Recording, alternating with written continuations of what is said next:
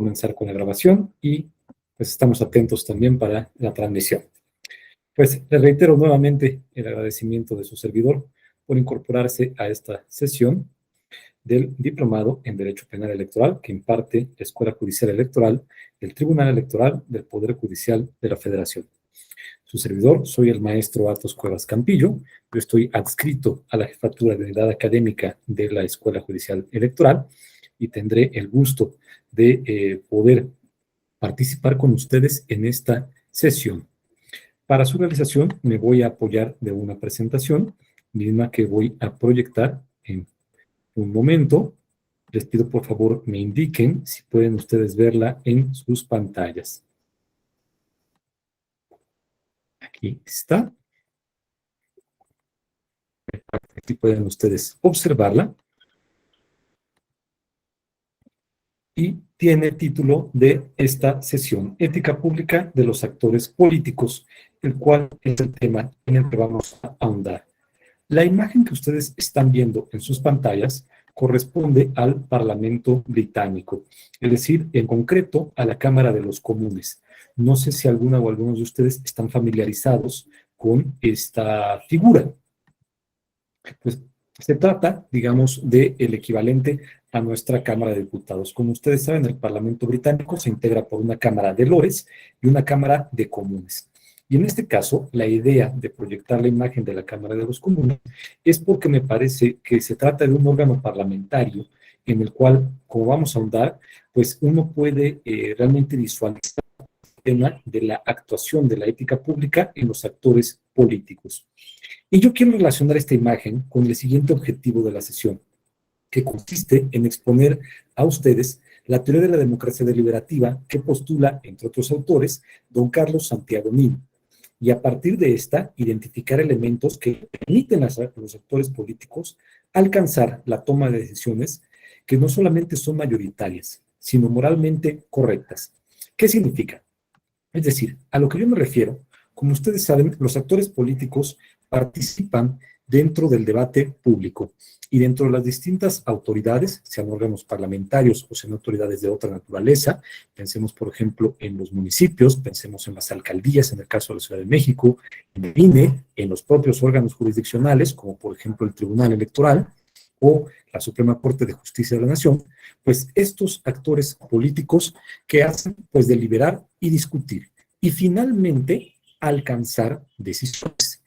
Estas decisiones, dentro de un ejercicio democrático, se toman por mayoría. Pero la pregunta es la siguiente, maestro Alfonso. ¿Cómo asegurarnos que esa decisión que se toma no solamente sea mayoritaria, sino también moralmente correcta? ¿Cómo hacemos para que cuando nosotros nos reunimos, discutimos y tenemos que tomar una decisión, esa decisión, insisto, no solamente se tome por la mayoría, que como ustedes saben, pues el principio de la mayoría es connatural a la democracia, sino también nos aseguramos que esa decisión sea moralmente correcta, maestra Eliana?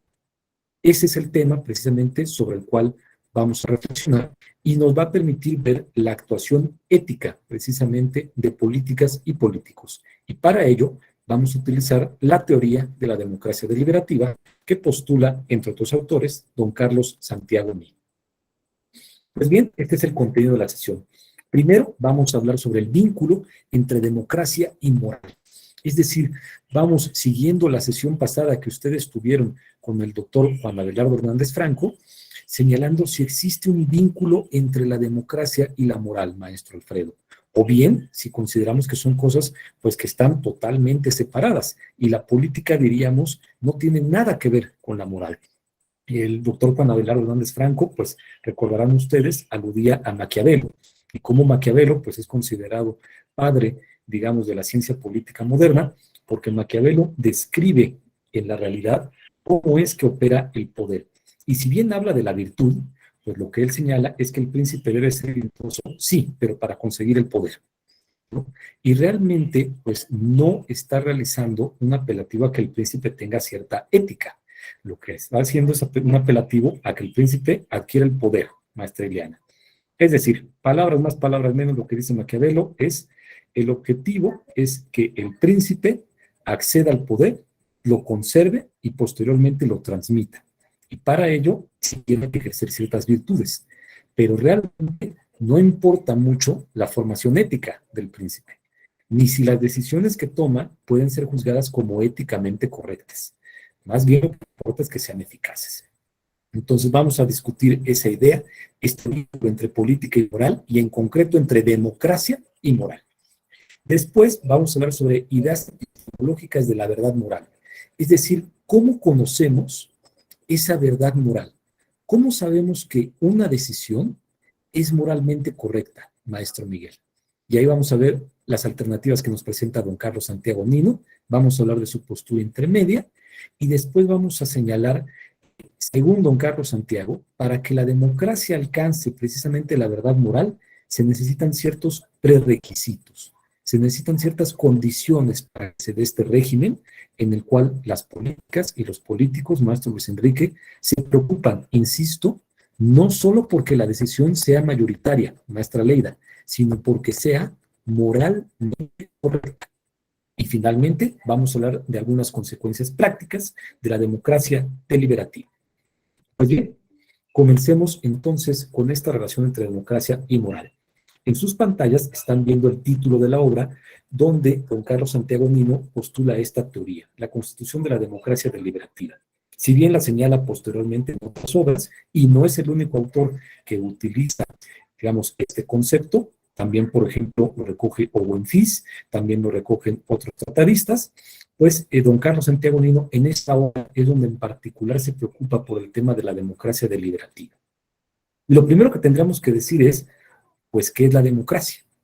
Y don Carlos Santiago la define en estos términos, maestra Leida.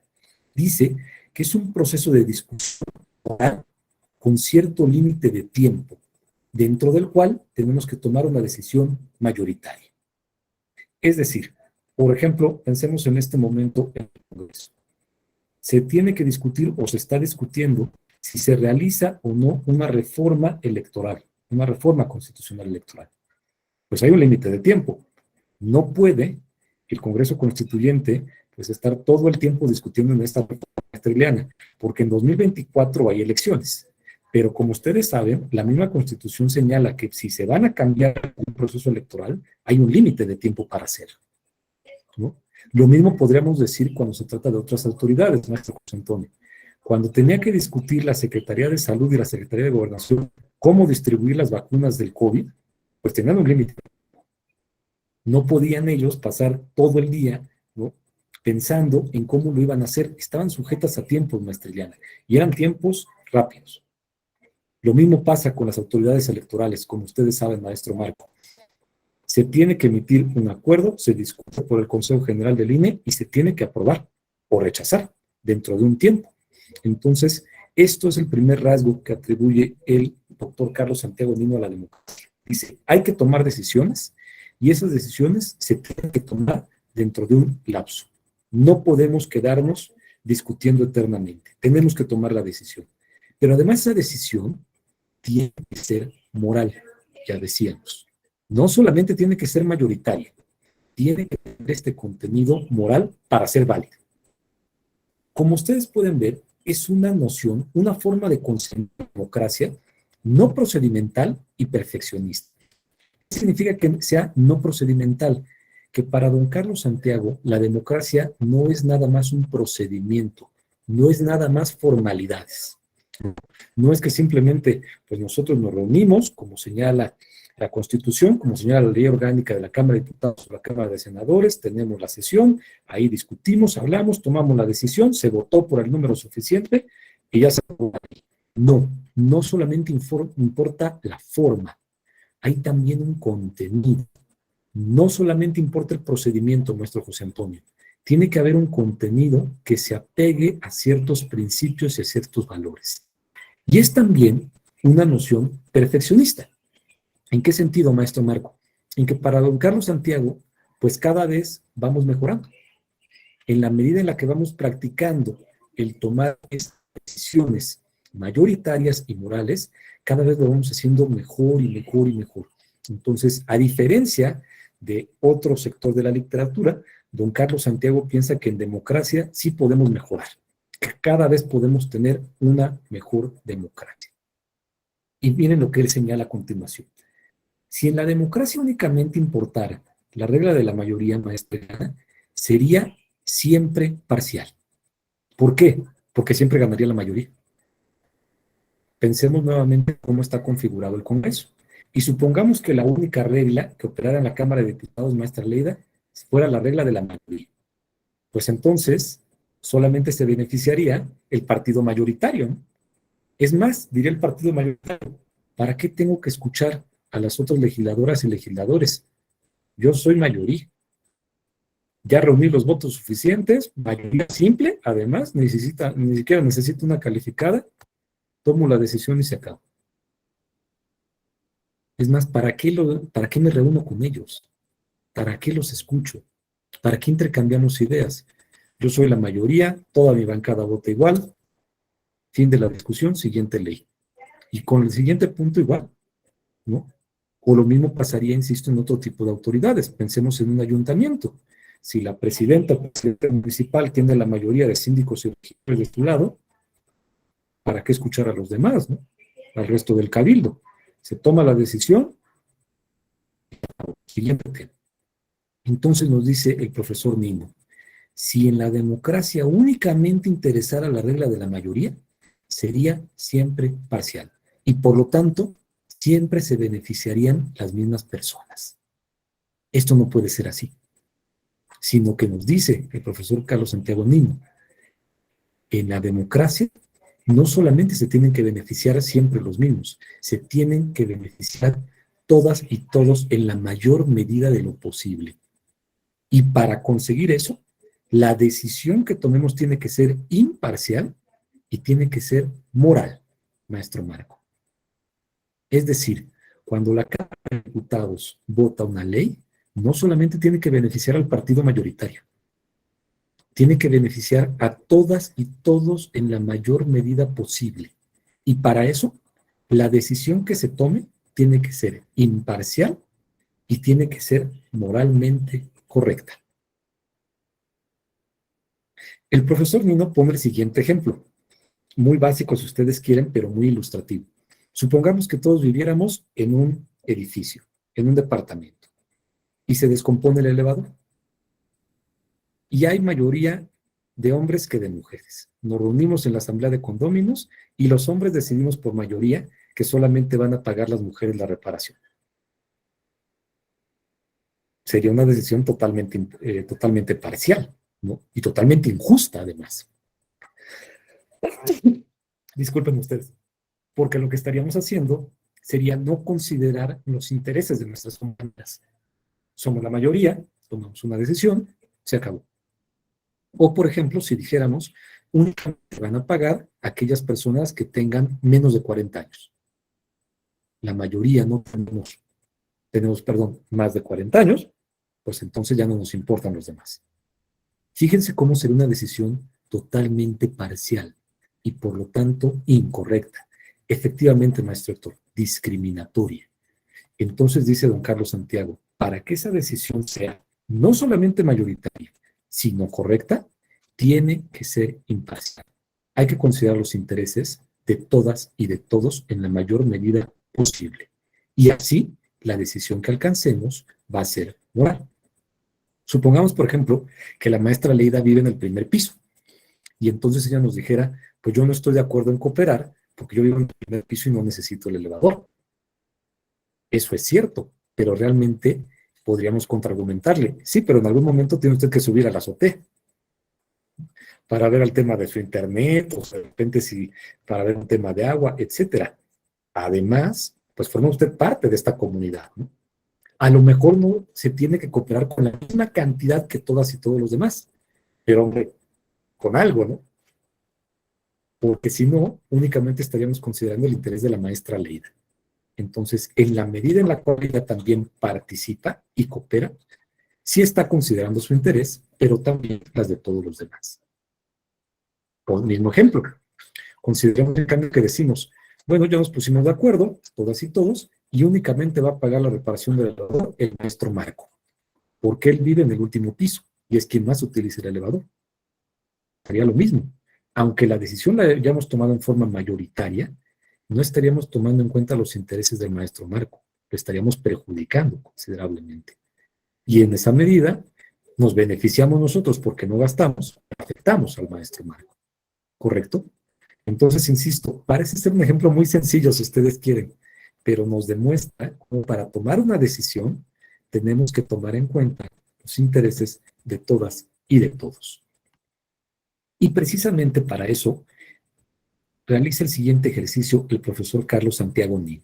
Es decir, si tenemos que llegar en conjunto a una decisión moral, lo primero que tenemos que ver, maestra Ileana, es cómo llegamos a decisiones morales. ¿Cómo es que nosotros podemos determinar que algo es correcto o algo es incorrecto? Y hay dos posturas que considera don Carlos Santiago. Primero, la postura de Rawls.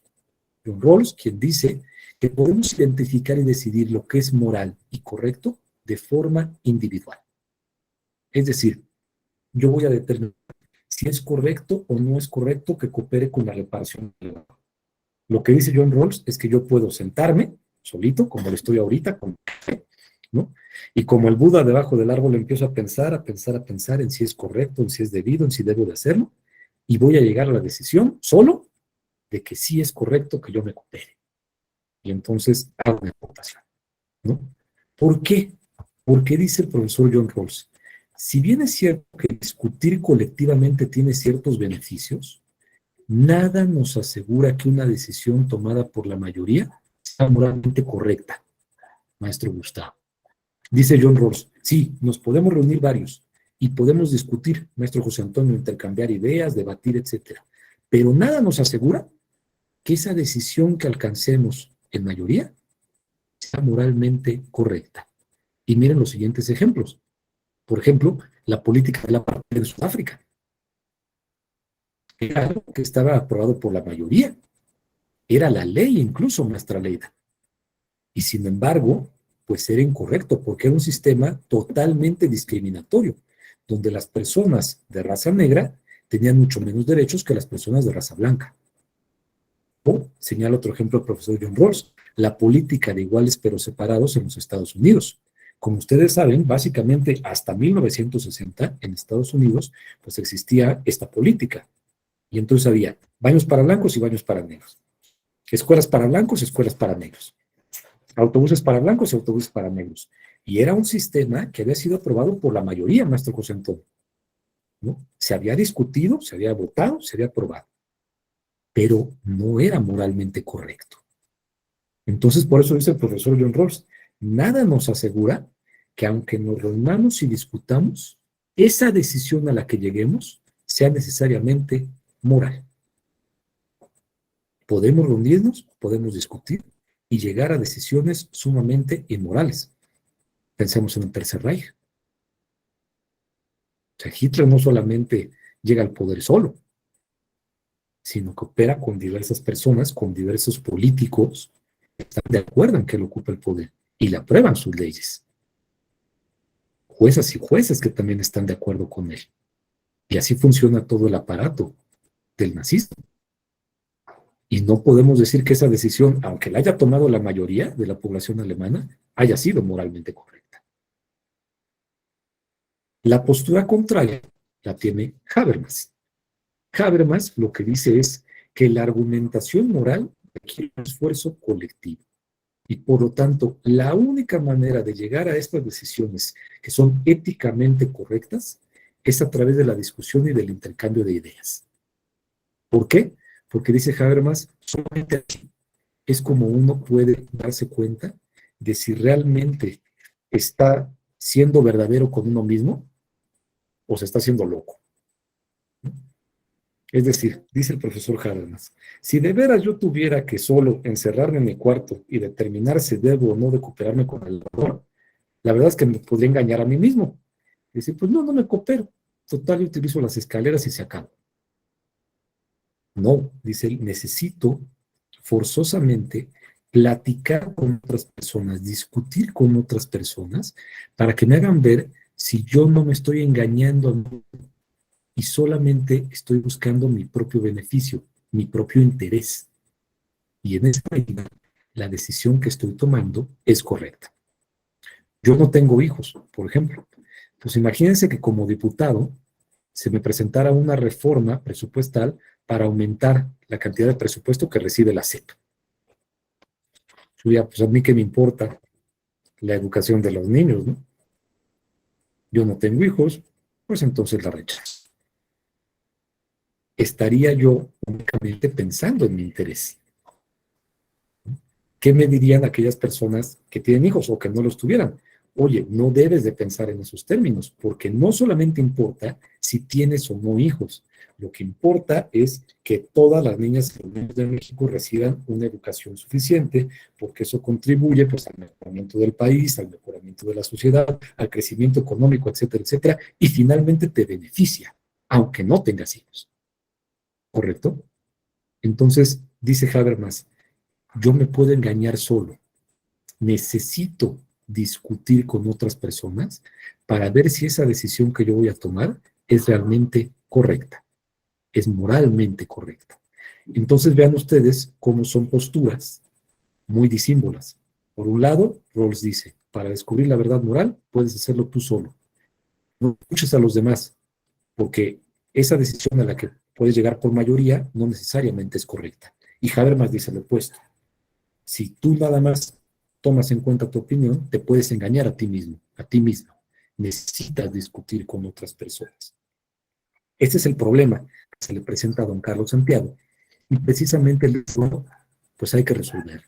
Y a partir de esta confrontación, dice don Carlos Santiago, primero, hay que distinguir tres principios para alcanzar la verdad moral, tres principios ontológicos, y después tres tesis para conocerla. Es decir, primero, tengo que definir qué es la verdad moral y después cómo puedo conocerla. ¿Cuáles son estos principios que requiere la verdad moral? Primero, un principio moral válido si es aceptable para todas las personas en condiciones ideales de imparcialidad, racionalidad y conocimiento de hechos relevantes. Vamos al ejemplo, ¿no?, de nuestro departamento.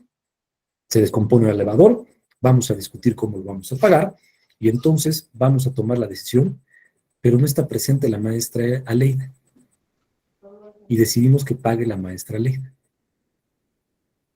Pues esa decisión, nos diría también don Carlos Santiago, no es moralmente válida. ¿Por qué?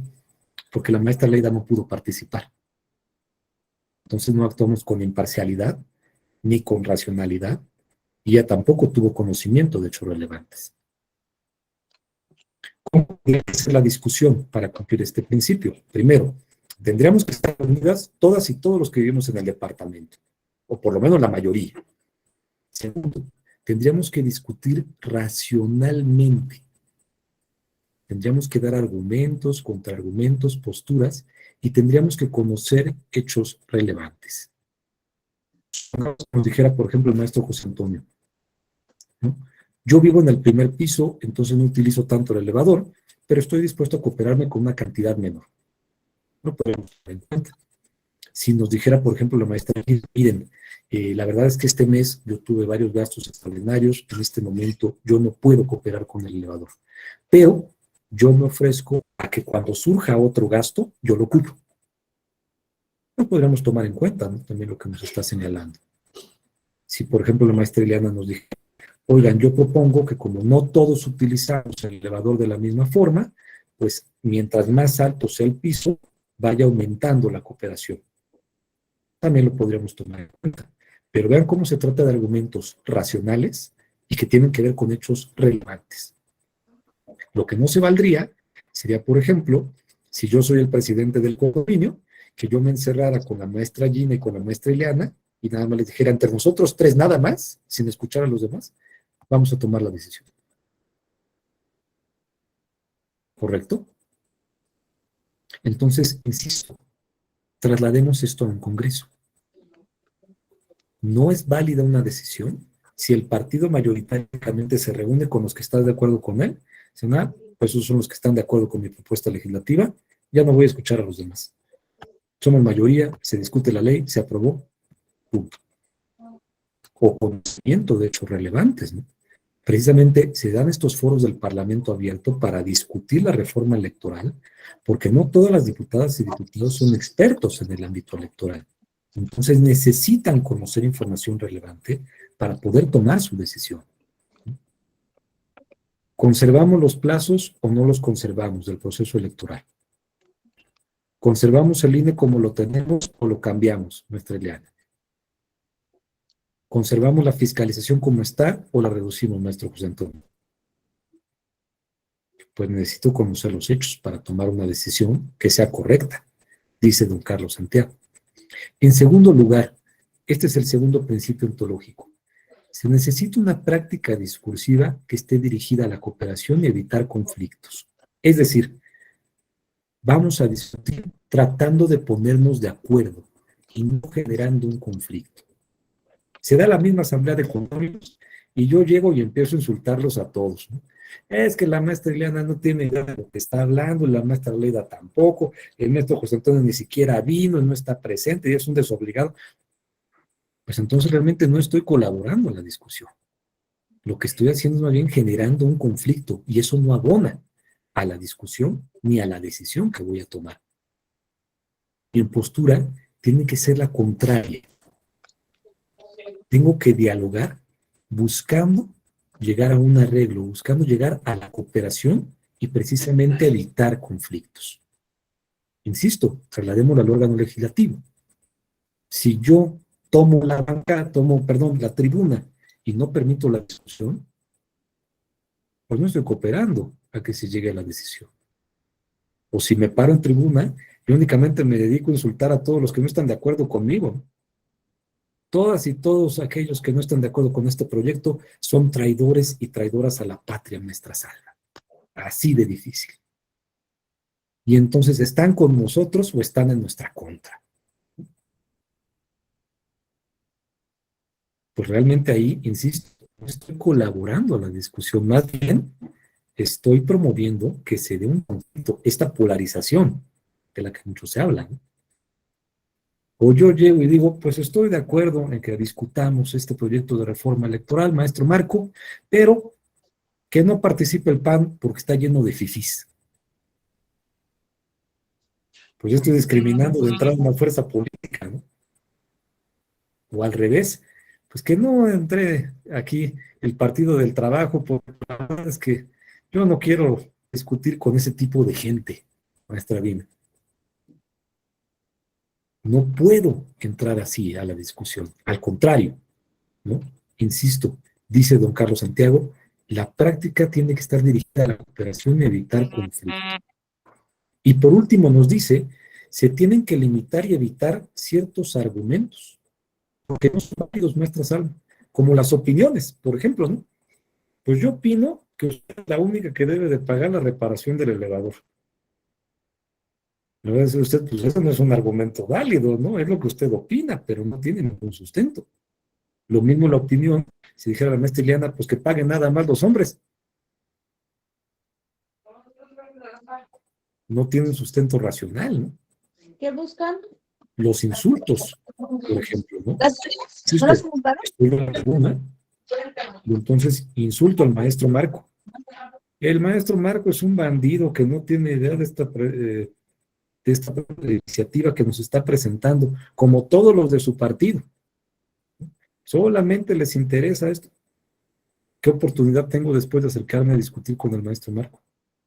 Entonces, ciertos argumentos tienen que ser limitados porque no son válidos. Ya decíamos, tiene que estar el diálogo orientado a la cooperación y a evitar conflictos. Estos son entonces los tres principios para alcanzar la verdad moral, los principios epistemológicos. Es decir, lo que nos dice Santiago es, si tú quieres conocer si algo es correcto o incorrecto y lo vas a discutir con estas personas, con otras personas, tienes que partir de esto. Primero, tiene que haber condiciones ideales de imparcialidad, racionalidad y que todas y todos conozcan los hechos relevantes. Segundo, tienes que utilizar tu discurso dirigido a la cooperación y evitar conflictos. Y por último, tienes que evitar ciertos argumentos que no van a ayudar a la discusión. Al contrario, la van a entorpecer. Estos son entonces los principios epistemológicos. Las otras son las tesis epistemológicas, es decir, cómo conocemos esta decisión que es no solamente mayoritaria, decíamos, sino moralmente correcta. Y como ya lo platicamos, Rawls dice, uno puede conocerlo individualmente. Discutir con otros, dice Rawls, es solo un elemento auxiliar. Si quieres, hazlo, pero si no, no importa. Por lo tanto, ¿cómo se deben de distribuir las vacunas para el COVID? Pues que lo discuta nada más el presidente, que lo decida. Punto. No necesita consultar a nadie más. No necesita hablar con expertos en logística, no necesita hablar con médicas, con médicos, no necesita consultar a la Secretaría de Economía. Él solo decide y punto. Y decíamos la postura opuesta, es la de Habermas, que dice Habermas, para poder llegar a esa decisión, el único medio es la discusión y la decisión colectiva, porque si no, llega uno a una decisión distorsionada. Y entre estas dos posturas, don Carlos Santiago toma el camino intermedio. Y él dice, el procedimiento para conocer la verdad moral, el más seguro, es precisamente discutir en grupo, maestro Marco. Pero también hay casos en que es posible conocer la verdad moral de forma individual, aunque es algo menos certero. Es decir, si usted quiere determinar si una acción es correcta o es incorrecta, dice don Carlos Santiago, lo mejor que puede hacer es discutir con otras personas e intercambiar ideas. Es la forma más segura de llegar a esa decisión. Hay casos en que sí puede hacerlo usted solo, pero es un procedimiento menos certero. A esta teoría le llama él constructivismo epistemológico. Es decir, él dice, se construye la decisión, no se impone, se construye a partir de esta discusión y de este intercambio. Y él dice precisamente, una decisión es válida cuando cumple con estos requisitos. Primero, si todas las personas que son afectadas por esa discusión y esa decisión participan en ella, y segundo, han tenido igual oportunidad de expresar sus intereses y justificar sus soluciones. Vamos a discutir una legislación en materia indígena, maestra Gina. No hay una sola persona indígena entre nosotros. ¿Cómo cree usted que va a salir la ley? Pues realmente no va a tomar en cuenta los intereses de las personas indígenas, ¿no? Personas con discapacidad. Vamos a discutir cómo es que se va a beneficiar a personas con discapacidad a través de programas sociales. Y en nuestro grupo de discusión no hay una sola persona con discapacidad. Entonces, no estamos tomando en cuenta a personas que tendrían que tener la misma oportunidad para expresar sus intereses y justificar soluciones. Nos comentaba hace unos meses una especialista que acudió a la Escuela Judicial Electoral, que es precisamente a partir de que se consigue la paridad en el Congreso, la paridad entre hombres y mujeres, cuando comienzan a aprobarse las iniciativas que efectivamente benefician a las mujeres. La ley Olimpia, ¿no? El principio de igualdad salarial.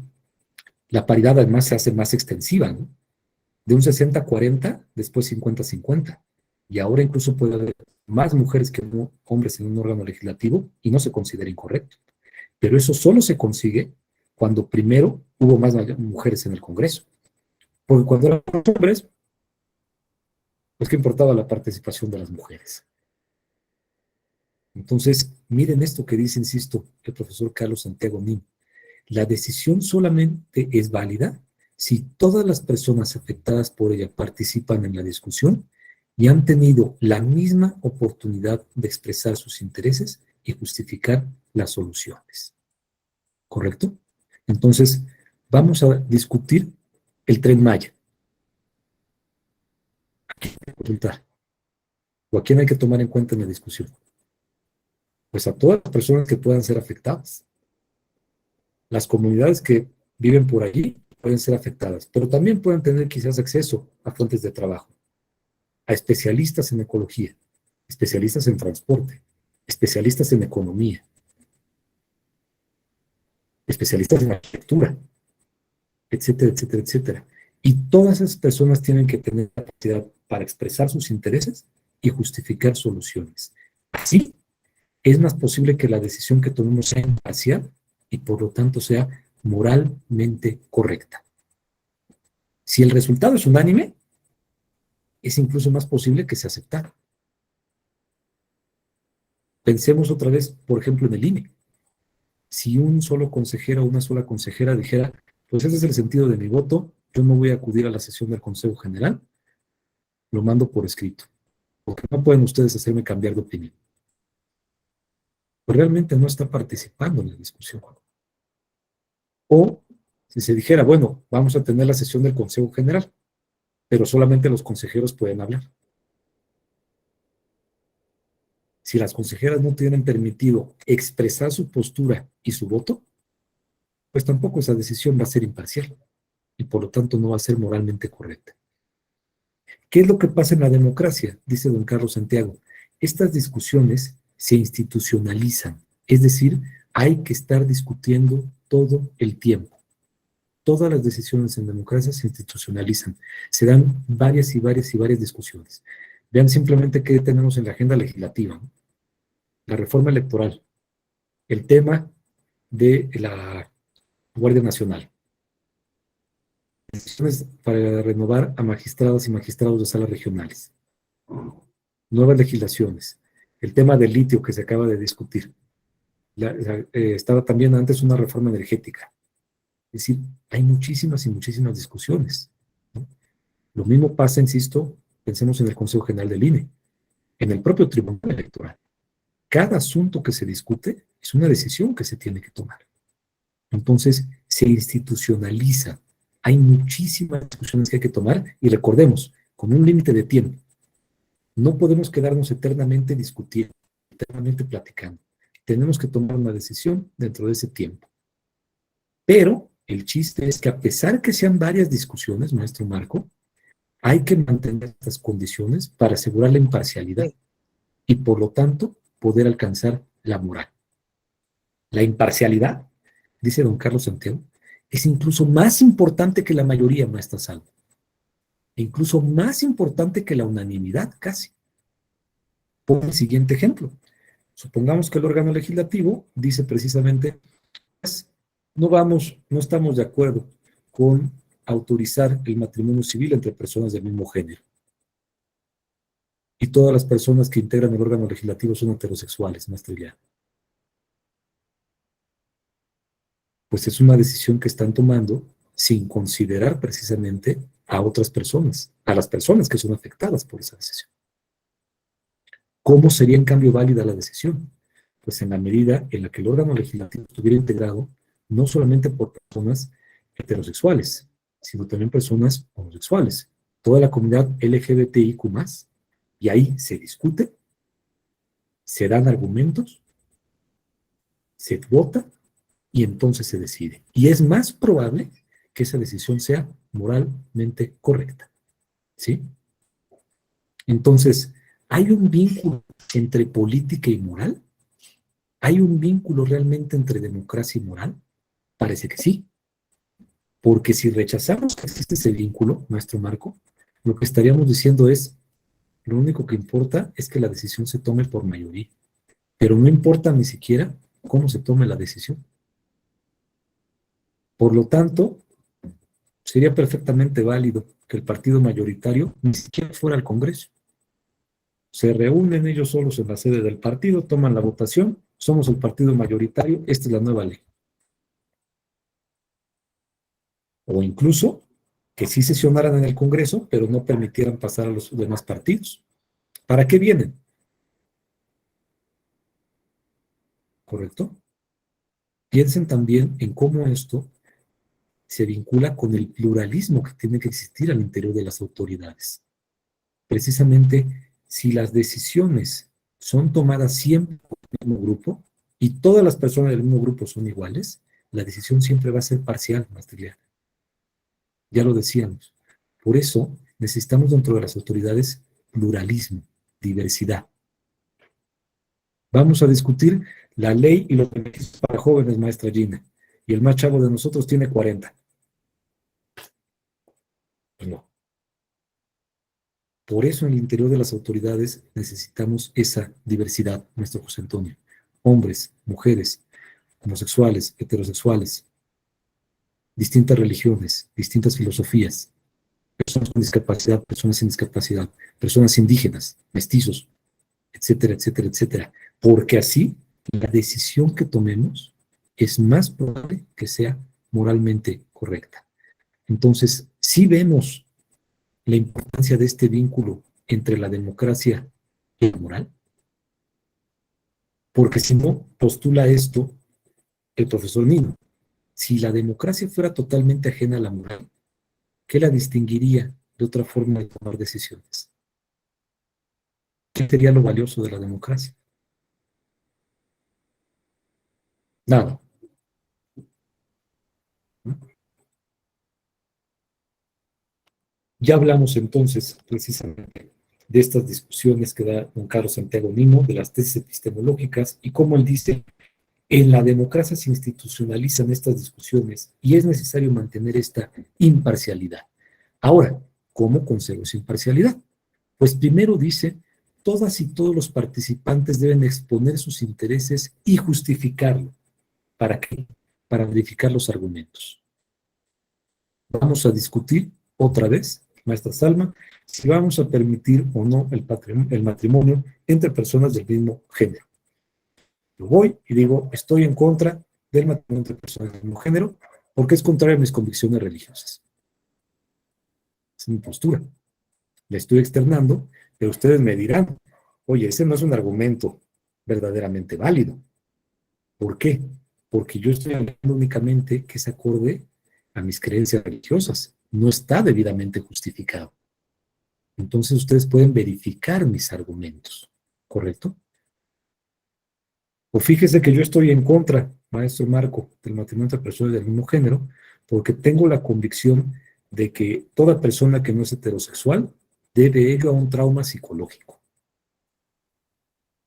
Usted me diría, pues se ve que no sabe absolutamente nada de psicología, porque la psicología ya ha señalado que la naturaleza sexual es algo perfectamente normal y que hay una diversidad sexual. Entonces ese argumento tampoco es válido, ¿correcto? Entonces es necesario que todas y todos presenten sus intereses y lo justifiquen. Yo propongo entonces que el INE, maestro José Antonio, se configure por consejeras y consejeros que son propuestos por el presidente. Pues sí, pero resulta que usted es el presidente, entonces, pues no le conviene un poco esa iniciativa. No respalda mayoritariamente sus intereses.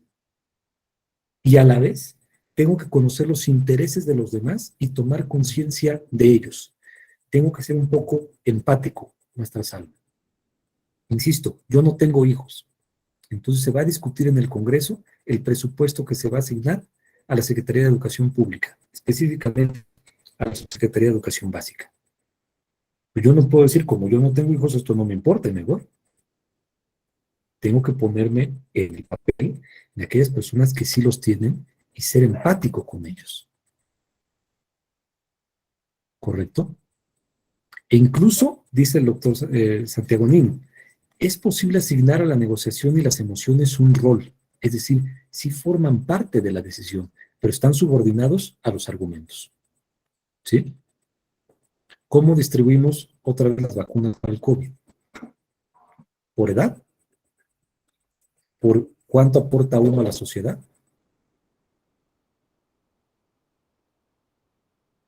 ¿Las discutimos en función de las personas que se encuentran más graves? Y hay ocasiones, dice el profesor Santiago Nino, en que el argumento quizás no es racional, quizás es emocional, ¿no? Porque tampoco somos máquinas. Y de repente podemos presentar un argumento de ese tipo y decir, sabemos que si tomamos la decisión únicamente con un aspecto económico o utilitario, pues no conviene dar la vacuna a las personas de la tercera edad, porque son las que menos trabajan. Pero debemos tener en cuenta otros aspectos. Son ciudadanas y ciudadanos mexicanos, precisamente han trabajado y han aportado a la sociedad. Son personas que tienen derecho a la salud, etcétera, etcétera. Entonces, vamos aumentando nuestra argumentación. también es válida la negociación, ¿no? Vamos a discutir el proyecto de sanción a un partido político en el Tribunal Electoral, maestro José Antonio. Yo propongo una multa de 100 millones y dice usted, pues yo no estoy de acuerdo, yo creo que puede ser de 20. Empezamos entonces a intercambiar argumentos y acordamos en, bueno, pues 50, ¿no? Mitad y mitad. ¿Es una negociación? Sí, pero apoyada en argumentos. No nos la sacamos de la manga, ¿correcto? Entonces, dice esto el profesor Nin. Una discusión solo progresa, maestra Lindsay, cuando los autointereses se revelan y se sustituyen por argumentos que se aplican a todas las personas que están involucradas. Es decir, cuando yo dejo de decir, esto me conviene a mí, y empiezo a demostrar que esto nos conviene a todas y a todos. ¿Debemos o no debemos de seguir financiando, por ejemplo, el sistema de salud para personas que tienen alguna discapacidad intelectual?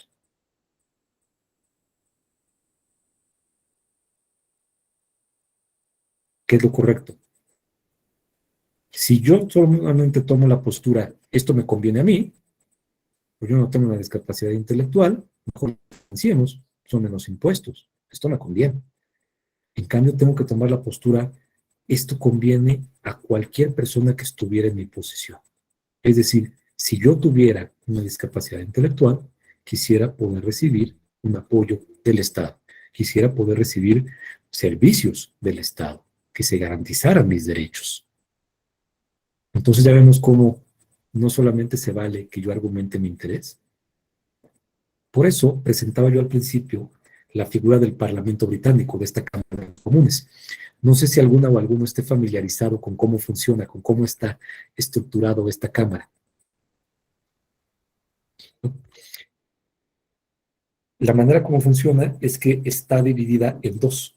De un lado están las diputadas y los diputados que representan al gobierno, y del otro lado están las diputadas y los diputados que representan a la oposición. Y en medio hay una persona que le llaman speaker, que es el moderador o la moderadora, que lo que hace es ceder la palabra. Entonces, físicamente, están de un lado las personas que respaldan al gobierno y del otro lado las personas que no están de acuerdo con el gobierno. Y cuando discuten, se tiene que poner la persona que está de acuerdo, pero la persona que presenta una idea se pone enfrente de la persona que la rechaza. Es decir, no es como en la Cámara de Diputados o en la Cámara de Senadores, donde la persona que habla tiene enfrente a todos, sino que está un grupo frente al otro. ¿Eso qué motiva? Que intercambien ideas entre ellos. O sea, uno tiene literalmente enfrente a la persona que no está de acuerdo. Y por lo tanto, se intercambian más fácilmente los argumentos. Déjenme volver a presentar la imagen para que puedan verlo con mayor claridad, ¿no? Tienen ustedes aquí el medio, en donde están depositadas las leyes, y está depositado también el cetro, que representa en este momento al rey Carlos III. Y de un lado, insisto, está el gobierno, y del otro lado están quienes se oponen al gobierno. Y si alguno no está de acuerdo con ninguno de ellos, se sienta en las bancas de atrás, es decir, si se abstiene de participar en la discusión. Fíjese, nuestra Gina, cómo en este caso uno tiene forzosamente que dialogar con la persona que está enfrente. Es muy interesante ver cómo discuten. Si pueden ver alguna sesión en YouTube, por ejemplo, Maestro Marco, tiene reglas precisamente también para discutir. Por ejemplo, no está permitido insultar a otro miembro de la Cámara, sino que cada vez que se refieren a otro miembro, aunque sea o no de su partido, tienen que empezar diciendo el distinguido miembro o la distinguida miembro de esta Cámara. Ya después, es lo que quieran, ¿no? Pero no pueden insultarse. ¿Por qué? Porque ellos mismos dicen, si nos insultamos ya, se acabó la discusión. No, de acuerdo, ¿no? El moderador está en medio, como les digo. Entonces, da la palabra a uno y una vez que se agotó, el otro tiene la réplica. Y esto obliga precisamente a que tengan que discutir entre ellos para poder llegar a la decisión. Es un mecanismo entonces que permite que todos los que van a participar en la discusión, pero todos los que van a participar en la decisión, intervengan en la discusión y presenten, como ya decíamos, cuáles son sus intereses. Vamos nuevamente, vamos a discutir la reforma electoral. Y yo propongo entonces que las consejeras y consejeros sean elegidos directamente por los partidos políticos. Es decir, no que se discutan por el Senado, sino que cada partido asigna a unas y a unos consejeras y consejeros. Y resulta que yo quiero ser consejero. Pues ahí tengo ya un interés. Yo tendría entonces que manifestar, le dirían ustedes, ese no es un argumento válido, esa no es una iniciativa válida, porque usted lo que busca es su propio beneficio, no el beneficio, insisto, de cualquier persona que esté en su posición. Esto implica, precisamente, que yo puedo demostrar el autointerés de otros y combatir sus argumentos. Si la maestra Salma dice, por ejemplo, yo propongo que desaparezca el INE y crear en cambio una nueva comisión de gobernación en la cual se discuta cómo se van a organizar las elecciones. Pero resulta que ella trabaja en la Secretaría de Gobernación, pues ahí hay un autointerés. Necesitamos entonces que la maestra Salma participe, demostrar su interés y combatir sus argumentos, ¿no? O al contrario, puede ser que la maestra Salma no tenga algún interés, entonces su argumento en esa medida es válido. También esto que también implica que las negociaciones que se dan no deben de estar basadas en intereses particulares, porque eso es clientelismo, maestro Marco. ¿Correcto? Yo propongo que usted sea el nuevo secretario de Economía, pero porque después le voy a cobrar a usted el favor. Ahí nada más intereses particulares. O me viene usted a decir, bueno, quiero que me amplíe el presupuesto y de eso le voy a dar una parte. Usted es el presidente de la Cámara. Usted puede lograr que me aumenten el presupuesto. Por lo menos presentar una iniciativa para aumentar el presupuesto. Auméntemelo en 10 millones y yo le voy a dar uno. Eso simplemente es clientelismo, porque hay puros intereses particulares. La negociación, precisamente, se tiene que dar sobre intereses colectivos, para no afectar el proceso democrático. Y el chiste es cómo evitamos eso. ¿Cómo evitamos precisamente el clientelismo, maestra Gina? Haciendo la discusión más inclusiva. El chiste es que el maestro Marco y yo no nos pongamos de acuerdo y nos vayamos en lo oscurito y tomemos la decisión solos. El chiste es que todas y todos estén presentes cuando estemos discutiendo. Porque entonces si yo le dijera al maestro Marco, yo le voy a aumentar el presupuesto, y usted a cambio $1,000,000, pues ahí todos se darían cuenta de que estoy cometiendo esa acción, de que solamente estoy velando por mi interés y que hay ese clientelismo. Y finalmente, dice el profesor Nino, en la democracia es esencial que la mayoría nunca sea un grupo definido, sino que pueda cambiar según el tema que discutimos. Si en la democracia resulta que siempre ganan los mismos, maestra Lindsay, estamos mal. Significa que no estamos siendo imparciales, porque siempre estamos beneficiando al mismo grupo. Por lo tanto, no debe de extrañarnos cuando los partidos políticos votan distintas iniciativas de forma distinta. A lo mejor yo estoy de acuerdo con el cambio de la Guardia Nacional a la Sedena, maestra Salma, pero no estoy de acuerdo con la reforma electoral, o no estoy de acuerdo con la eliminación de litio. Según el tema, voy variando mi postura. Si yo, en cambio, siempre voto en el mismo sentido sin importar el tema, ¿qué le está demostrando? Uno, que realmente no importa el tema, sino que yo nada más estoy siguiendo mi instrucción o siguiendo mi beneficio. Y dos, que realmente no estoy discutiendo el tema. ¿Correcto? Entonces, insisto, que no nos preocupe cuando una política o un político tiene distintas posturas sobre distintos temas. Todos la tenemos. Puede ser, por ejemplo, que el maestro Marco esté de acuerdo con la reforma electoral en ciertos aspectos, pero en otros no. La maestra Ileana a lo mejor dice, bueno, sí estoy de acuerdo con que la Guardia Nacional se incorpore a la Sedena, pero siempre y cuando se establezca que aquellas investigaciones que se realicen por acciones ilícitas que realice la Guardia Nacional, la van a hacer civiles. Y no se les va a sujetar solo a tribunales militares, sino a tribunales civiles. ¿Correcto? Entonces, insisto, es esencial que la mayoría nunca sea un grupo congelado, sino que esté variando. Eso también nos va a demostrar el pluralismo adentro de los órganos legislativos. Y precisamente estas condiciones se pueden vincular con derechos y con libertades fundamentales, con derechos fundamentales que se vuelven entonces prerequisitos de la democracia. Es necesario respetar estos derechos y estas libertades para que entonces aseguremos que la democracia no solamente sea mayoritaria, sino que tomemos estas decisiones moralmente correctas. ¿Cuáles son, por ejemplo, algunos de estos derechos? Primero, libre e igual participación en el proceso de discusión y toma de decisiones. Es decir, tenemos que reconocer que todas y todos podamos participar en el proceso de discusión, maestra G, maestro José Antonio. No se vale, ya decíamos, excluir a personas o excluir a grupos. Vamos a discutir el Tren Maya, pero no vamos a escuchar a las personas que viven en comunidades por las cuales va a pasar el tren.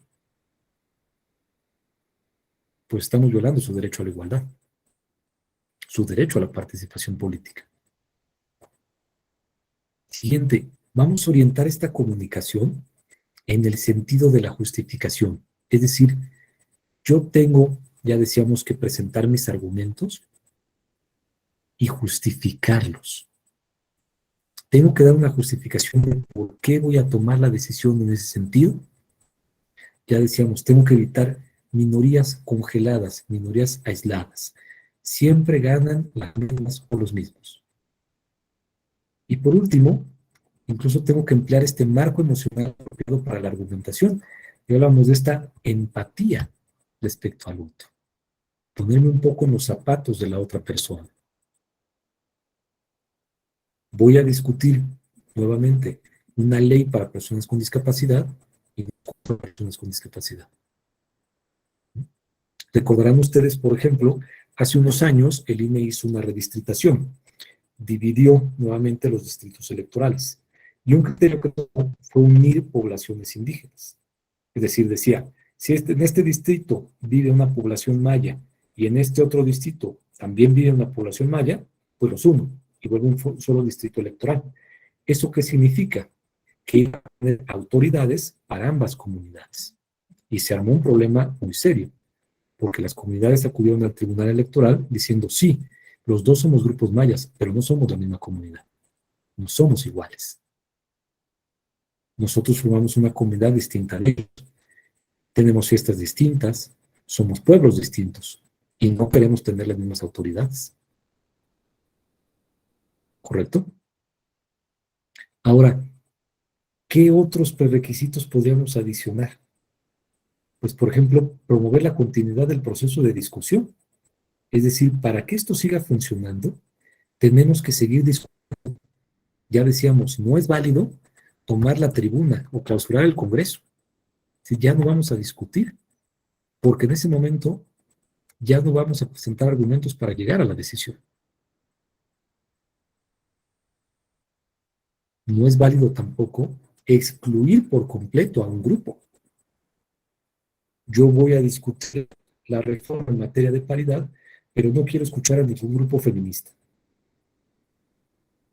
No tiene ningún sentido, ¿correcto? Y precisamente al contrario, tenemos que aumentar progresivamente el pluralismo. Cada vez deseamos ser más plurales, que tengamos en nuestras autoridades hombres, mujeres, jóvenes, personas adultas mayores, indígenas, no indígenas, personas con discapacidad, personas sin discapacidad, ¿correcto? La prohibición también de la violencia. Hemos visto en ocasiones que las discusiones en las autoridades terminan precisamente en actos violentos. O yo, supongamos, participo en una elección y entonces la forma como quiero resolver la discusión es a través de la violencia. La maestra Jim es candidata y yo soy candidato. y entonces ejerzo violencia política contra ella.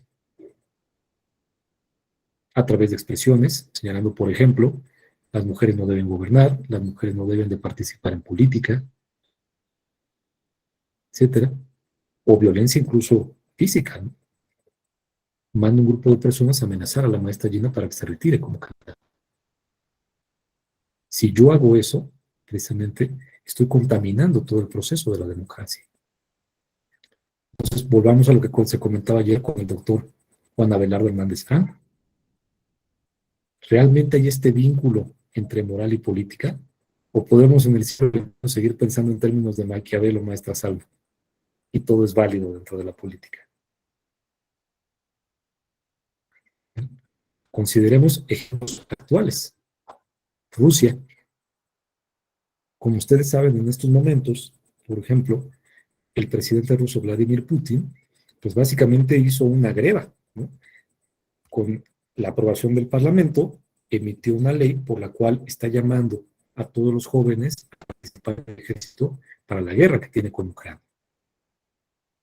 Esa decisión es mayoritaria, pero es moralmente correcta, maestro Marco. ¿Habrán esos jóvenes participado en la decisión? Aquellos que no están de acuerdo y que se han manifestado en contra de esta acción están siendo arrestados y en algunos casos desaparecidos.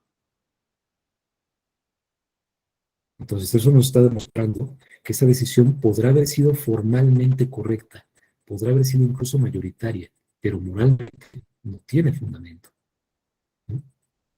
Lo mismo la decisión de voy entonces a ocupar estos territorios de Ucrania y ahora les voy a organizar un referéndum para que decidan si quieren seguir perteneciendo a Ucrania o formar parte de Rusia.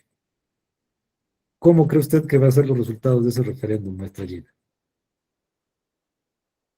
¿Y serán válidos? ¿Toda la población ucraniana va a poder participar en esos referéndums? ¿Con igualdad para poder discutir, para poder presentar sus propuestas? Entonces estamos viendo que esto que señala don Carlos Santiago sí tiene aplicación en la práctica. No hay, en el caso de estas acciones que está realizando el gobierno ruso, este vínculo entre política y moral, este vínculo entre democracia y moral. Por lo tanto, por medio de sorprendernos que la mayoría de la población se oponga a esas decisiones. No fue consultada para llevarlas a cabo, no se tomaron en cuenta sus opiniones o sus posturas. Y por lo tanto la decisión no es imparcial. Y por lo tanto la decisión tampoco fue producto de una verdadera discusión. Es una imposición más bien. Primero entonces con esta exposición, pues el propio don Carlos Santiago admite que su teoría no es perfecta y que se pueden hacer valer ciertas objeciones. Primero, pues él dice, es cierto que ninguna sociedad pues tiene las condiciones para cumplir estos prerequisitos de manera absoluta. Imagínese que cada vez que se va a tomar una decisión, tuviéramos que escuchar a todas y todos los ciudadanos mexicanos y mexicanas. Pues no cabemos en el Azteca, ¿no?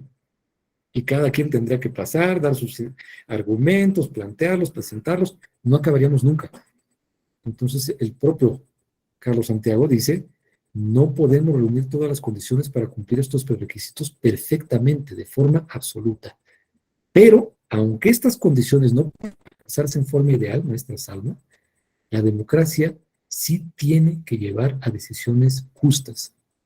¿Cuál es el parámetro? Pues que por lo menos cumplamos con estos prerequisitos de tal modo que la democracia siga superando a otras formas de decisión. Es decir, dice don Carlos Santiago, yo estoy de acuerdo que no vas a poder reunir a todas las personas en el Estadio Azteca para que decidan sobre todas las iniciativas que se presenten, pero sí puedes tener órganos legislativos cada vez más plurales, ayuntamientos más plurales, el INE, los soples, tribunales, la misma administración pública, ¿no? Tenemos el gabinete y el 90% son hombres. Pues ¿cómo van a ser las decisiones que tome en conjunto el gabinete para asesorar al presidente? ¿Correcto? Tenemos un gabinete y ninguna persona de ese gabinete es indígena. o ninguna es una persona con discapacidad, maestra Leda. Entonces dice Juan Carlos Santiago Nino, el parámetro al que debemos aspirar consiste en que por lo menos cumplamos con estos prerequisitos de tal modo que la democracia supere otros modos de tomar decisiones. Porque si no es así, nos podría decir don Vladimir Putin, mi democracia es perfectamente válida.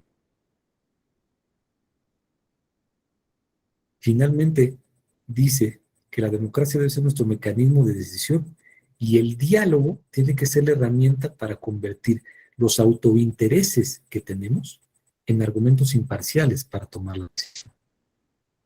Es decir, cuando vamos a decidir, tenemos que utilizar la democracia como mecanismo, maestra Eliana. Y la principal herramienta para cambiar nuestros autointereses en argumentos imparciales y válidos a través del diálogo. Ya lo decíamos, se descompone el elevador del condominio. ¿Cómo vamos a decidir correctamente cómo pagar? Deliberando, platicando entre vecinas y vecinos, entre condóminos, para llegar a un acuerdo. Si lo hacemos así, dice él, la decisión a la que lleguemos no solamente va a ser mayoritaria, va a ser moralmente correcta. Y estas serían las consecuencias de este pensamiento. Primero, ya decíamos, el problema de conocer la verdad moral. ¿Cómo podemos determinar si esta decisión de invadir o no Ucrania es moralmente válida? Pues a través del conocimiento del diálogo. Pero si Rusia, en cambio, dice, yo ya tomé mi decisión y a quien no le parezca le recuerdo que tengo armas nucleares, pues la verdad es que no está muy abierto a la discusión el presidente don Vladimir. Y por lo tanto, no podemos decir que su decisión sea moralmente correcta. Segundo, nos ayuda precisamente a entender cómo podemos transformar nuestros autointereses para que las decisiones que tomemos sean moralmente aceptables. Resulta que yo quiero modificar la ley de IEPS para que ya no se cobre impuesto al vino, pero pues yo tengo unos viñedos, maestra Ileana, o me dedico a la industria del vino. Pues ahí está mi autointerés. Quiero que se reduzca la tarifa que se le aplica a los microbuses, maestro Marco, y pues yo me dedico a atender microbuses. Soy el líder de los microbuseros. Ahí está mi autointerés. Y tengo que demostrarlo. ¿Cómo lo puedo cambiar? Para que precisamente ya decíamos, la decisión solamente beneficie a mí, o beneficie a unos cuantos, sino que beneficie a todas y a todos en la mayor medida posible. Por lo tanto, cuando una ley, si es aprobada de esta forma, hay mayores motivos para aceptarla, maestra Eliana. Es más probable que nosotros aceptemos esa ley. ¿Por qué? Porque sí fue discutida, porque sí fue suficientemente analizada, porque sí fue votada por diversas personas. Entonces es más probable que yo acepte esa ley. Imagínense que se produjera en este momento la reforma electoral simplemente por los partidos mayoritarios y sin ninguna discusión. ¿Qué cree que van a hacer los demás partidos? Pues igual y dicen, entonces no participo en las elecciones. Porque no me consultaste para hacer esa ley. Yo no formé parte de esa discusión. ¿Correcto? Al contrario, si se discute esta reforma electoral verdaderamente, si se analiza a detalle, es más probable que cuando se apruebe estén de acuerdo los partidos y por lo tanto cumplan con lo que dice esa reforma electoral. Ahora, también nos dice don Carlos Santiago Nino, pues desafortunadamente la representación es necesaria, maestra Leida, porque ya decíamos, todos los días ir al Estadio Azteca, todas y todos y reunirnos para discutir todos los temas. Necesitamos a los partidos.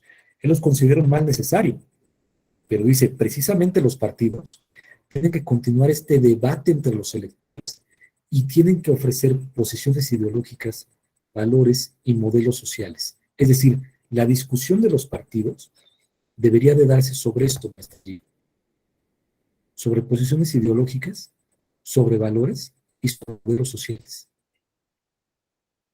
El problema está cuando un partido discute solamente para obtener beneficio.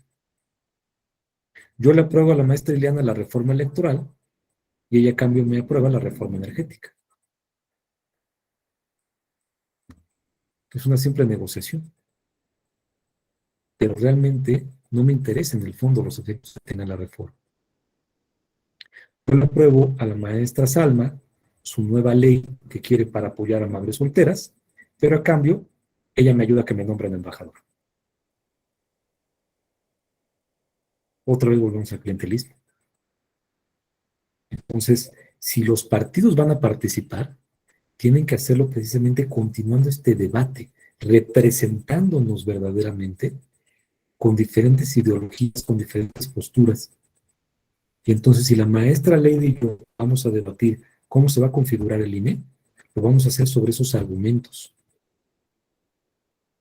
Ella me dirá, es conveniente, por ejemplo, que sean postulados por el presidente y el Congreso. Yo le diré por qué no. Pero si en cambio yo de entrada le digo a la maestra Leida que como es fifí y no es pueblo, no la voy a escuchar, ya no le estoy permitiendo presentar los argumentos. Y entonces ya no estoy actuando correctamente como un partido, porque ya no estoy continuando ese debate. Ahora, precisamente hay ciertos requisitos entonces de la democracia, nos dice don Carlos Santiago. Si en una democracia no hay igualdad, si en una democracia no hay posibilidad de que todas y todos participen y se expresen, ese régimen no es democrático, ¿correcto? Y esto puede parecernos muy utópico, muy alejado de la realidad, pero pensemos, Venezuela, Cuba, China. Yo sé que China en este momento pues tiene un auge capitalista impresionante, ¿no? Dicen, bueno, es que hay personas ricas en China, etcétera, etcétera. Sí, pero hay un solo partido. Y recuerden ustedes, por ejemplo, qué pasó con los manifestantes de Hong Kong hace unos años, cómo fueron tratados, cuando señalaron que no querían que se les aplicaran desde el gobierno chino. En China no puede hablar de pluralismo político, maestra Gina, lo desaparecen. Rusia. Entonces, esto que podría parecernos tan severo, sí se está dando en la realidad. Hay ciertos gobiernos que se están ostentando como democráticos sin cumplir con estos requisitos. Por lo tanto, ¿podemos calificar las decisiones a las cuales llegan como realmente correctas? ¿Moralmente correctas? ¿O no? Y finalmente, son inválidas precisamente aquellas elecciones, aquellas decisiones que no satisfacen estos requisitos. Ya lo decíamos, ¿es moralmente correcta o incorrecta esta ley y este acto de don Vladimir Putin de reclutar a jóvenes para que vayan a la guerra en Ucrania?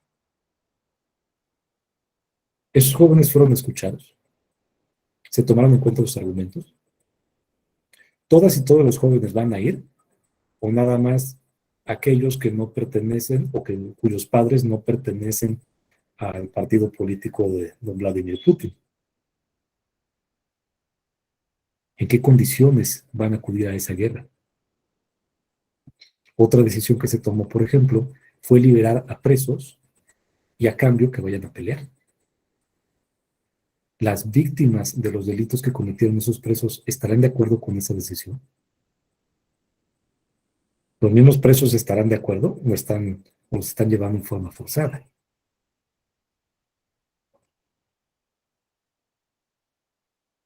Veámoslo ahora próximamente con las elecciones de Brasil, ¿no?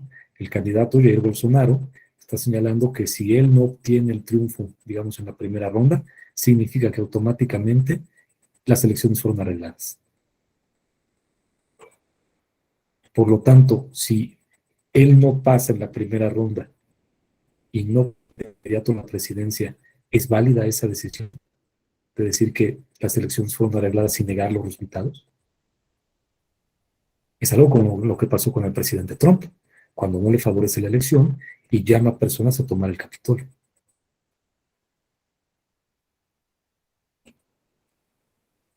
Para concluir, precisamente, cómo esto se relaciona con una tesis emitida por el Tribunal Electoral sobre los requisitos que tienen que cumplir las elecciones para ser constitucionalmente válidas. Es decir, Toda elección tiene que cumplir con ciertos principios constitucionales y legales, y si no, se puede declarar su nulidad, porque lo que se discutió sobre el caso Tamaulipas. ¿Cuáles son algunos de estos principios? Pues precisamente elecciones libres, auténticas y periódicas. El sufragio universal, libre, secreto directo, un financiamiento equitativo. Imaginemos un régimen democrático en nuestra llena donde un partido político tiene 5 veces más presupuesto que otro. La actuación de las autoridades que se ajuste a principios. ¿Qué pasa, por ejemplo, en Venezuela, cuando se decidió expulsar a todos los integrantes del Tribunal Constitucional y se nombró a integrantes que eran cercanos al gobierno? Pues, ¿cómo cree usted que eran las decisiones del Tribunal Constitucional? Todo a favor del gobierno. Imparcialidad, objetividad, control de constitucionalidad y legalidad de los actos, que es una función que tiene el tribunal. Es decir, el propio tribunal dice, un requisito de la democracia es ver que todos los actos y las resoluciones electorales se apeguen a la Constitución y se apeguen a la ley. Cuando no se hace esto, esa elección no puede ser válida. Y asimismo, pues podríamos establecer ciertos requisitos para que una decisión judicial o para que una ley sea válida. Por ejemplo, que esté explicada, que esté justificada, que no exista ese decisionismo o discrecionalidad, que esté orientada por la ética política, por ejemplo, que exista una debida fundamentación. Si no es así, insisto, la decisión es inválida. Como pueden ver ustedes entonces, me parece que sí hemos alcanzado el objetivo de esta sesión. Hemos hablado, primero, sobre que debe existir un nexo entre la política y la moral, y específicamente entre la democracia y la moral. Y proponíamos como un instrumento para hacerlo esta teoría de la democracia deliberativa de don Carlos Santiagonín, que nos dice, primero, lo que tenemos que hacer es pensar, ¿cómo es que yo alcanzo esa verdad moral? Pues primero, con la participación de todas y de todas las personas que son afectadas. Segundo, que libremente puedan discutir el asunto que les va a afectar. Tercero, con imparcialidad. Después, no solamente busco mi autointerés. Decíamos, no es válido tomar la decisión diciendo, esto me beneficia a mí, sino esto beneficia a cualquier persona que esté en mi posición. Y después vimos las repercusiones que tiene esto. Una democracia que no está basada en estas ideas, que no cumple con estos prerequisitos que hablamos, no puede ser calificada como una verdadera democracia. Y por lo tanto, las decisiones que toman sus autoridades no pueden ser calificadas como éticamente correctas. Ahora, lo estamos viendo en una escala quizás más grande, pero veámoslo a una más pequeña, incluso. Resulta que la maestra Salma es la presidenta municipal y decide que cuando se van a realizar las elecciones, ella va a pintar todo el mobiliario y todas las calles del municipio del mismo color del partido al que pertenece. Sin consultar al cabildo, sin preguntar a síndicos y regidores. ¿Esa decisión es éticamente correcta? ¿Se ajusta a estos requisitos que se han tomado? O la maestra Gina y la maestra Lindsay pertenecen al Consejo General del INE. Se ponen de acuerdo en votar a favor un proyecto, no porque estén de acuerdo con él, sino porque el partido se acercó con ellas y les dijo que les gustaría que fueran después magistradas electorales. En ese momento, la decisión que están tomando se basa en un autointerés, no en buscar qué es lo que beneficia a todas y a todos. Pues por mi parte sería todo. Yo les agradezco su atención, pero quisiera destinar estos tiempo que nos queda a preguntas, respuestas, intercambio. Si alguno gusta formular alguna pregunta, puede hacerlo levantando su mano en la aplicación o también escribiéndola en el chat y con todo gusto la leo.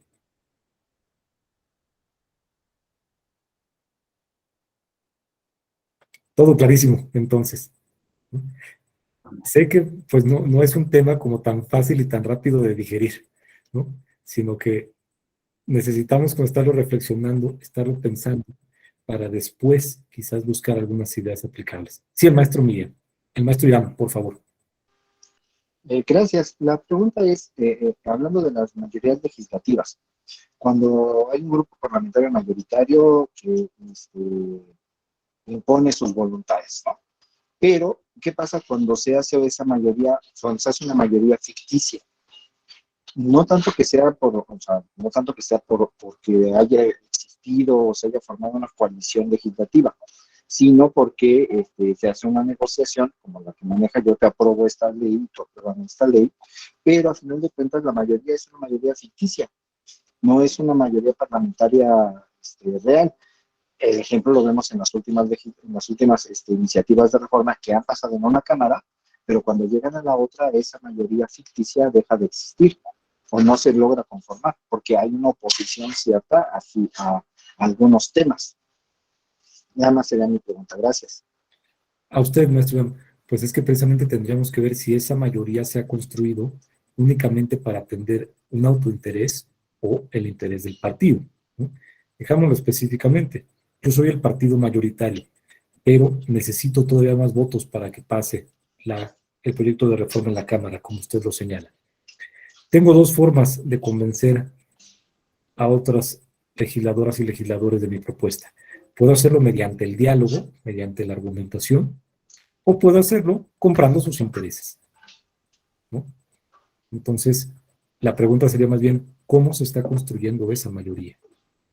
Insisto, se está haciendo porque realmente se está convenciendo a integrantes de otros grupos parlamentarios sobre el beneficio de esa reforma a partir de una discusión abierta, donde todo el mundo puede verla, donde se escuchan los argumentos, se intercambian y se demuestra entonces que no hay ese autointerés, o es una negociación entre particulares, ¿no? Insisto, usted me vota a favor la reforma electoral y yo después le voto a favor la reforma energética. Usted me vota a favor la reforma electoral y en las siguientes elecciones hacemos convenio de coalición y yo le ayudo a que incremente su número de diputaciones de representación proporcional. Es decir, si lo estamos haciendo así, realmente, diría el doctor Carlos Santiago Nino, únicamente estamos atendiendo intereses particulares, no al beneficio de todas y de todos. Y puede ser que por eso cuando cambia de cámara se nos caiga el arreglo, porque ahí yo ya no puedo ofrecerle el mismo autointerés, no puedo cumplirle aquello que le prometí, ¿no? Entonces me parece que es lo que tendríamos que analizar, maestro León. Insisto, si estas mayorías se están construyendo a partir del diálogo, a partir del intercambio de ideas o a partir de negociaciones privadas. Antes de volver a darle la palabra, si vemos estas ideas de don Carlos Santiago, insisto, no sería extraño, por ejemplo, que un político no necesariamente votara en el mismo sentido que su partido, porque un político podría decir, yo ya vi esta iniciativa y no me convence, aunque la presente mi partido. Por lo tanto, voto en contra. Y no me convence porque no estoy de acuerdo con los argumentos, no creo que nos beneficie a todas y todos, creo que al contrario, únicamente beneficia a nuestro partido y eso no beneficia a la población. Por lo tanto, voto en contra. Eso es válido, ¿no? Es más, sería muy loable. Ya después, cómo le ver con el partido, no le quiero decir, pero es válido. ¿Correcto? O sea, no necesariamente tiene uno que estar de acuerdo con su bancada. Al contrario, estas mismas discusiones se tendrían que producir al interior de los partidos políticos. Y nos tendría que causar mucha extrañeza cuando al interior de un partido resulta que no hay discusiones, maestro Irán, sino que todo se decide como lo dice el presidente o la presidenta del partido. Eso, bajo la teoría de Nino, nos estaría señalando que no hay una verdadera democracia, sino que es simplemente seguir las instrucciones del líder o de la líder del partido y por lo tanto no se está atendiendo a si la decisión es moralmente correcta. Lo único que está diciendo es, pues yo estoy de acuerdo porque es la decisión que me dicen desde arriba.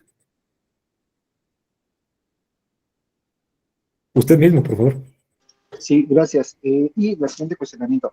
Había hecho también el comentario, había hecho una alusión al Parlamento abierto, que en teoría el Parlamento abierto, la idea es escuchar las voces de expertos y de la ciudadanía en general, pero en los últimos ejercicios del Parlamento que ha habido, no nada más en esta legislatura, sino en otras anteriores, el Parlamento abierto nada más ha servido para ser una especie en primera, de dignificación de la la discusión. O sea, vamos a abrir a todas las voces, los vamos a escuchar, pero en realidad lo que han sido los ejercicios de Parlamento abierto es un diálogo de sordos, un diálogo de habla, que yo te oigo, pero no te escucho. Te oigo porque pues, te doy la voz, te hacemos los foros, vienen los expertos de todos lados, viene público en general, asociaciones civiles, etcétera, pero no los escucho porque al final de cuentas el dictamen ya está palabrado, ya está elaborado en la comisión y solo hacen el ejercicio de Parlamento abierto con el ánimo de, ya los escuché y como llega salga, ¿no? No se mueve ninguna coma y como llegó la iniciativa sale el dictamen.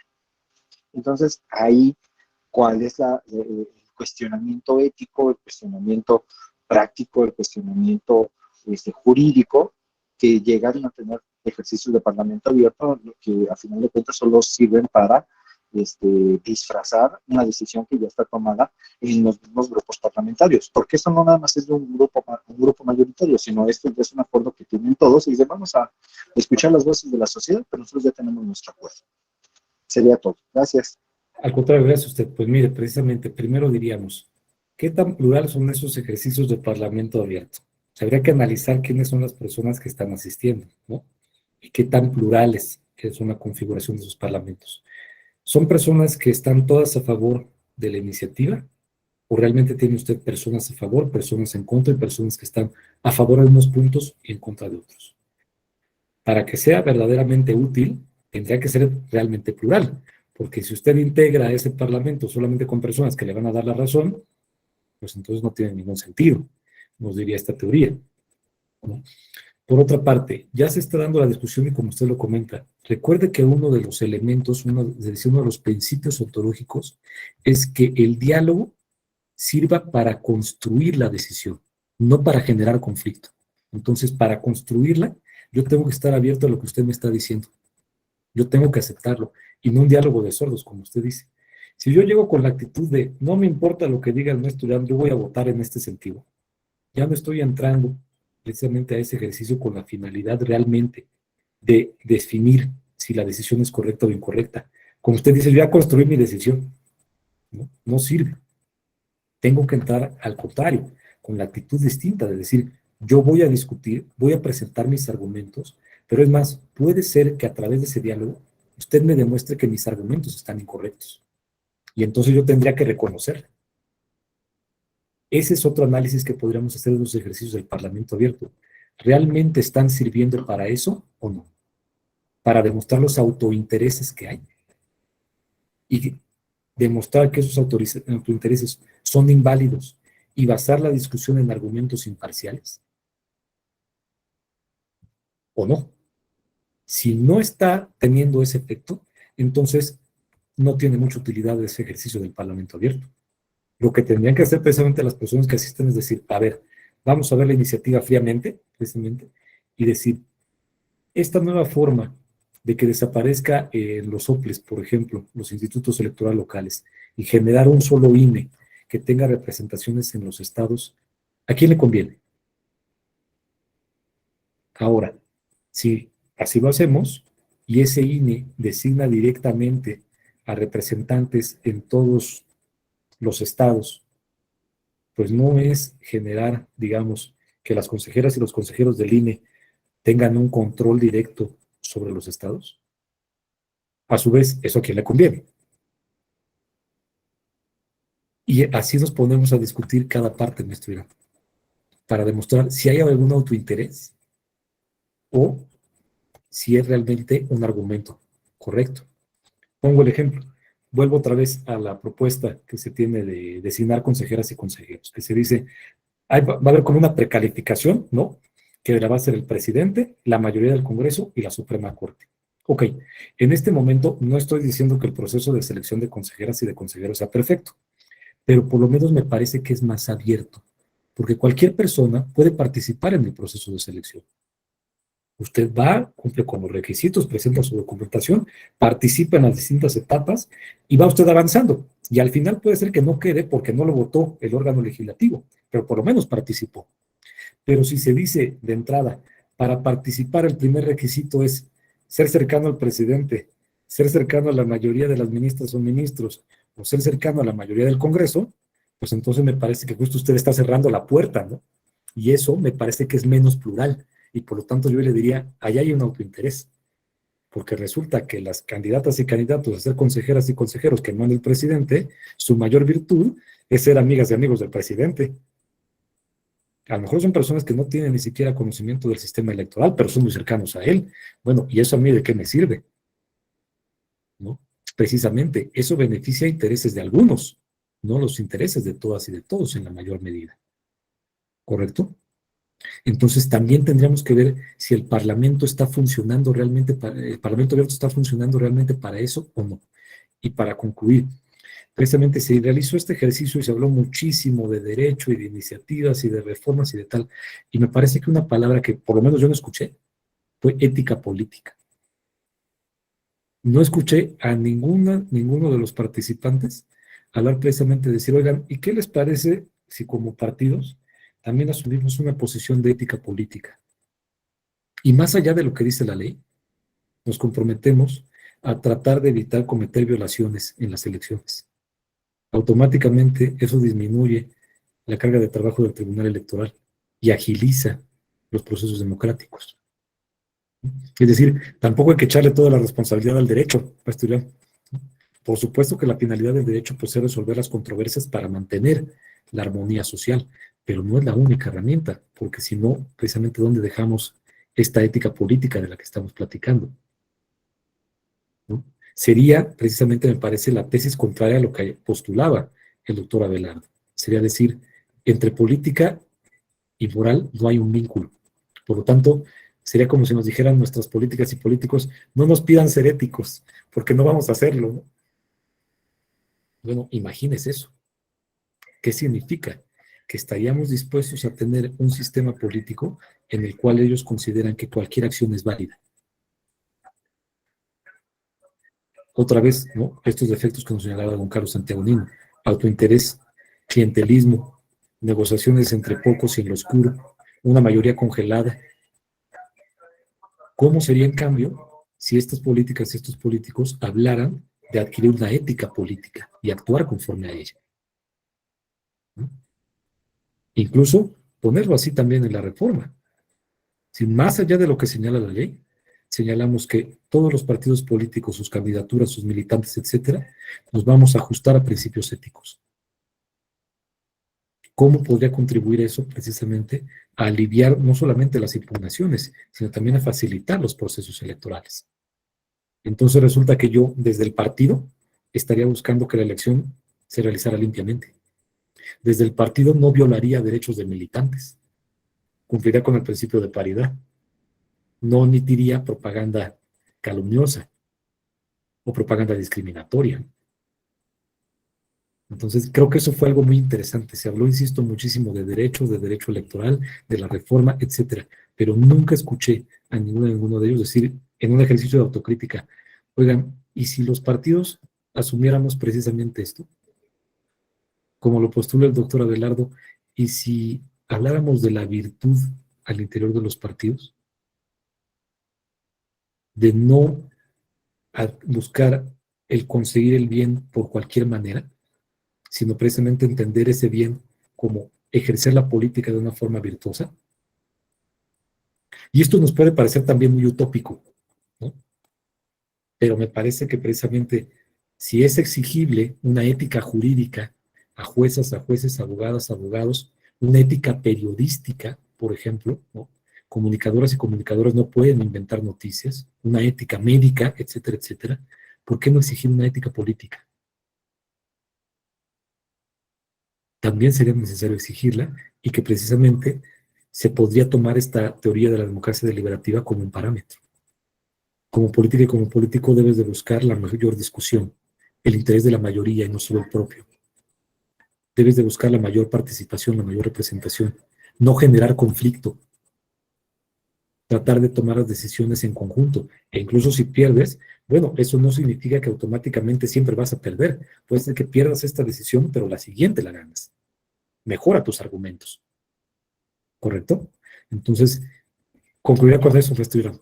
Quizás ahí hay un ingrediente que faltó, por lo menos en este último ejercicio del Parlamento abierto, fue hacer un foro sobre ética política y que terminara también con un compromiso de las fuerzas políticas por lo menos admitir ciertos parámetros éticos. No sé si hay alguna otra duda, participación, alguna reflexión.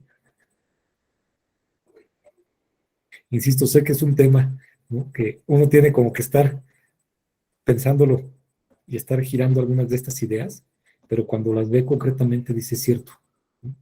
¿Por qué esta iniciativa de ley no está avanzando, como lo comenta el maestro Iván? ¿O por qué esta política pública no está saliendo tan clara? ¿No?